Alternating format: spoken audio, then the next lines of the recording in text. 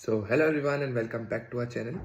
आज हम लोग डिस्कस करेंगे पेपर 3 मैथमेटिक्स के बारे में कि उसकी क्या स्ट्रेटजी होनी चाहिए एंड कौन कौन से इंपॉर्टेंट चैप्टर्स हैं जो जो ज़्यादा मार्क्स देंगे लेकिन उनको पढ़ने में कम टाइम लगेगा।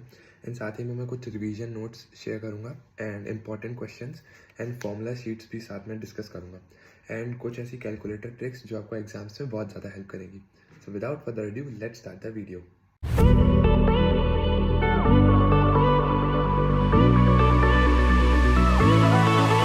मैथमेटिक्स के पेपर में बहुत ज़्यादा दिक्कत होती है लोगों को, क्योंकि समझ में नहीं आता पेपर को अटेम्प्ट कैसे करना है, कौन से चैप्टर्स को करके जाना है, कौन से चैप्टर इंपॉर्टेंट है, कौन से चैप्टर इंपॉर्टेंट नहीं है एंड कि मैथमेटिक्स के पेपर में टाइम को कैसे मैनेज करना है। सबसे ज़्यादा दिक्कत वो होती है कि पूरे क्वेश्चन अटैम्प्ट हो ही नहीं पाते हैं, तो उस बारे में भी डिस्कस करेंगे हम।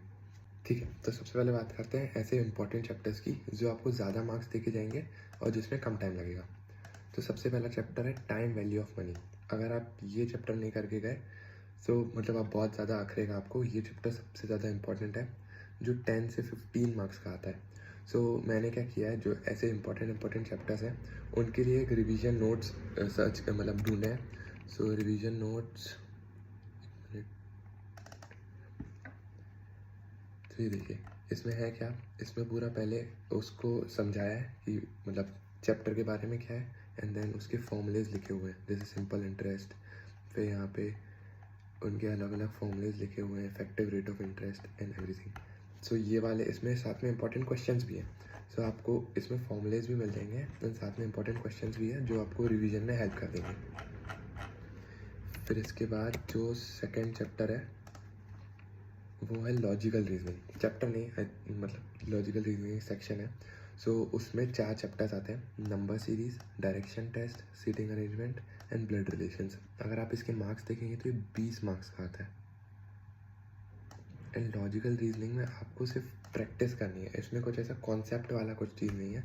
इसमें बस आपको प्रैक्टिस करनी है कि उसी टाइप के क्वेश्चंस आपको दिख जाएंगे एग्जाम्स में। जो अगला इंपॉर्टेंट चैप्टर आता है वो आता है मेजर्स ऑफ सेंट्रल टेंडेंसी, जो 10 से 15 मार्क्स का आता है।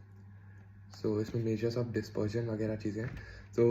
ये भी हमने 10th बोर्ड्स में था, mean, median, mode, range, quartile, definition. आप ये अगर करेंगे तो हो जाएगा, ऐसा नहीं है।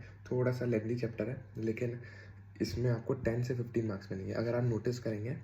Time value of money, logical reasoning and measures of central tendency, 10 + 20 + 10, ये 3 चैप्टर्स ही आपको अप्रॉक्स 40 मार्क्स देके जा रहे हैं। आप देख रहे हैं ये 3 चैप्टर्स का कितना वेटेज है। फिर उसके बाद अगर मैं बाकी चैप्टर्स की बात करूँ तो सीक्वेंस इन सीरीज़ जो 5 से 6 मार्क्स का आता है, AP, GP, तो ये सब भी अब हमने पढ़ा है। एंड फिर इंडेक्स नंबर्स 6 से 8 मार्क्स का, जिसमें आपको फिशर्स वाला, बॉलेज वाला, ये सब के जो भी चीज़ें हैं। फिर उसके बाद इक्वेशंस, सिंपल इक्वेशन एंड बाकी जो भी इक्वेशंस थी उसके 6 से 8 मार्क्स मिलेंगे। एंड एक थ्योरी वाला चैप्टर है, स्टैटिस्टिकल डिस्क्रिप्शन ऑफ डेटा, जो अगर आप बैठेंगे पढ़ने आपका 1-1.5 घंटे में वो चैप्टर कंप्लीट हो जाएगा। उसमें से कुछ 4-5 मार्क्स का क्वेश्चन आता है।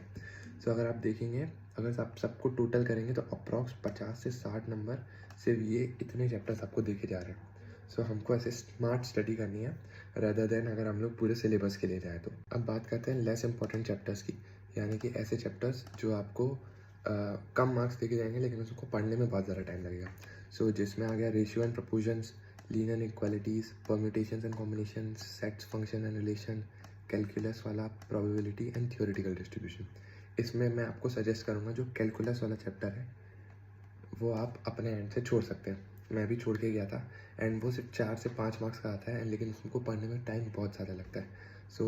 बेवकूफ़ी हो गया अगर उसको पढ़ना होगा तो मैं कहूँगा ये आप चैप्टर छोड़ सकते हैं।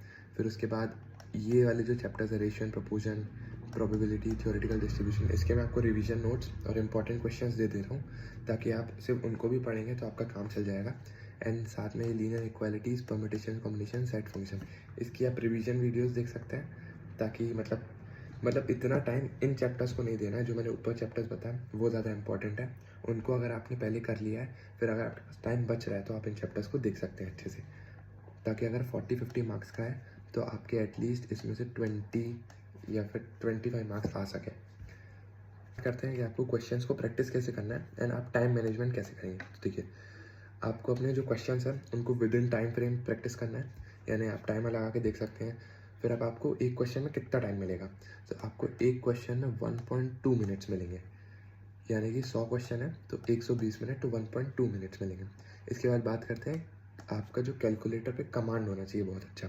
तो उसके लिए मैंने क्या किया है, कुछ कैलकुलेटर ट्रिक्स देखी हैं।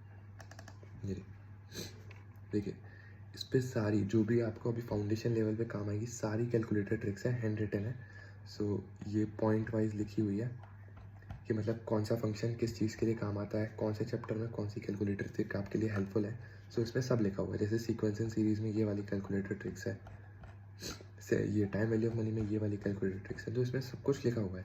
सो ये आपको बहुत ज़्यादा हेल्प करेगा। मैथ्स में बहुत सारे फॉर्मूलेज होते हैं, सो मैंने कुछ ऐसे शीट ढूंढी है जिसमें सारे फॉर्मूलेज लिखे हुए हैं, मैथ्स के अलग स्टैटिस्टिक्स के अलग, तो वो मैं शीट आपको दिखा देता हूँ। सो ये रही, ये है जैसे मैथ्स की फॉर्मूला शीट।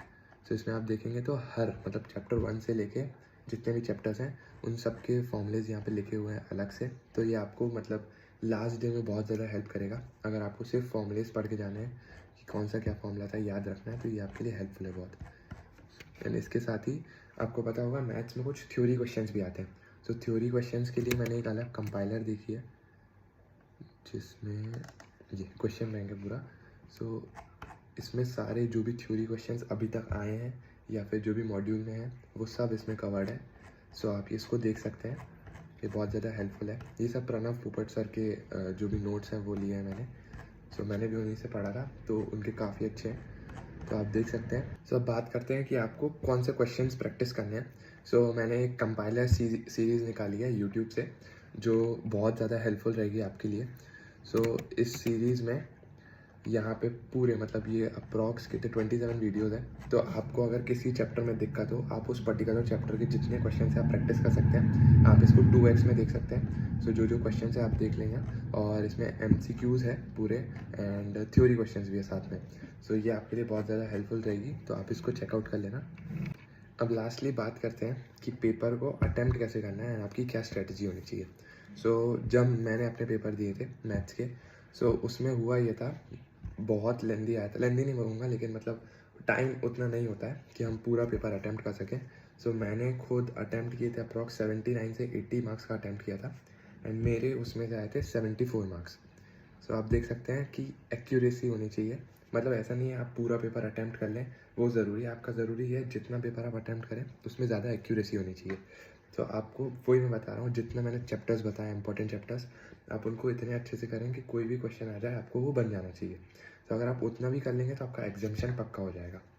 एंड साथ ही में आपको टाइम मैनेजमेंट के लिए मॉक टेस्ट देने हैं।